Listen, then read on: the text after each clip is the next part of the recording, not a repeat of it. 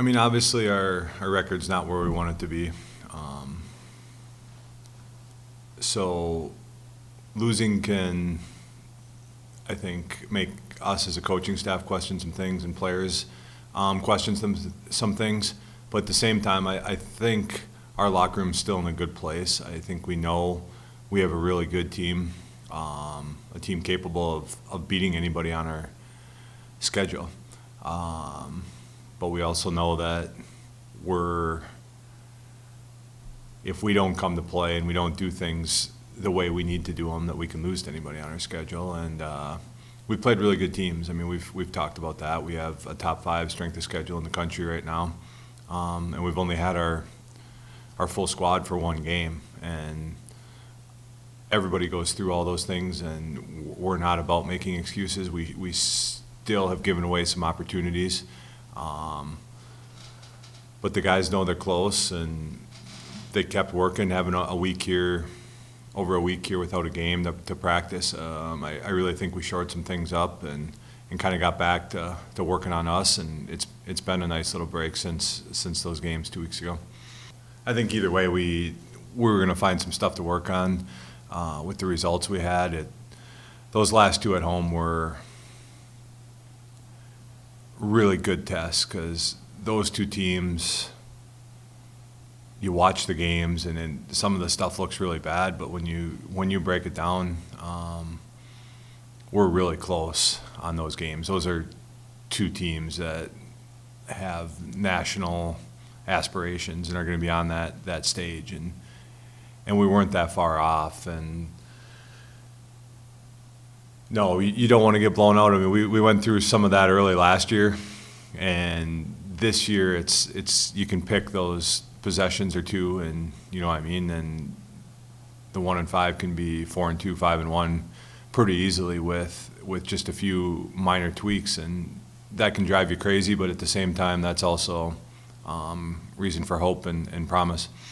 Offensively, no, and I think he still knows there's room to grow on the other side of the basketball, and hopefully, as we get more balanced offensively, we can stop leaning on him quite as much and get his usage rate down a little bit. And but there's still two sides of the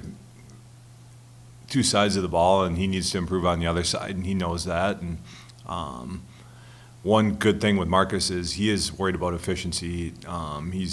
He's been efficient in getting those numbers, and that's huge. And he's actually done a very good job of drawing attention and getting other people involved. And it's been a very unselfish, whatever he's averaging 20-some a game. He's been a playmaker as much as he's been a scorer. Pete's an explosive player, and the thing we've been talking about with Pete is just being consistent in practice, in games, not having the mindset to be aggressive and smart all the time and be locked in. And when he does that, he's got the potential and the ability to be as good a player as there is in the league. And it just comes down to that growth in terms of consistency is the word we're using with him a ton. I mean, obviously if watching the Duluth and Moorhead games, I mean, we had a hard time getting our weak side over there, and I mean, we really broke that down.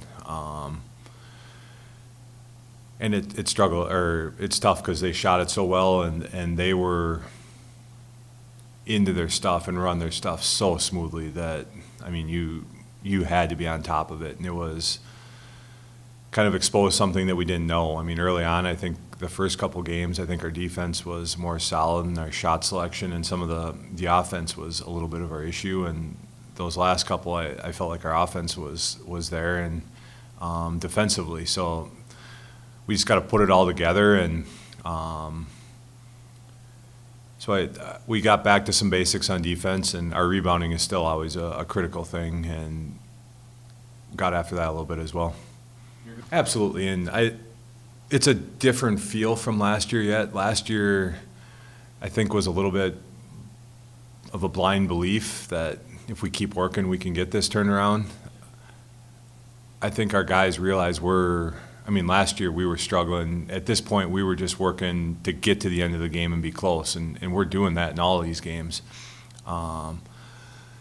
you throw on film of last year at this time, I mean, it's not close at where we are as a team compared to last year. But as a staff, we're also really fighting just making sure that there's none of the here we go again struggling. And the upcoming schedule, there's no easy ones yet coming up. So, I mean, we have to be locked in every time, and we're fighting against having any doubt. And I do think we have a confident locker room, and we know that we're close, and we just need to get it done.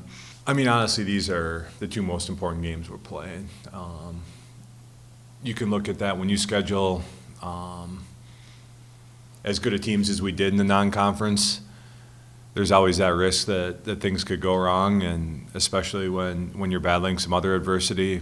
But getting off to a good conference start, that's huge. If we can steal a couple this weekend, I think the guys will really feel good about it. And obviously the end goal is to try to win that conference tournament. Like, we came close last year, and to do that, you want to get yourself up there trying to get that home playoff game and get in the top four, and all of that stuff is still 0-0 in the league.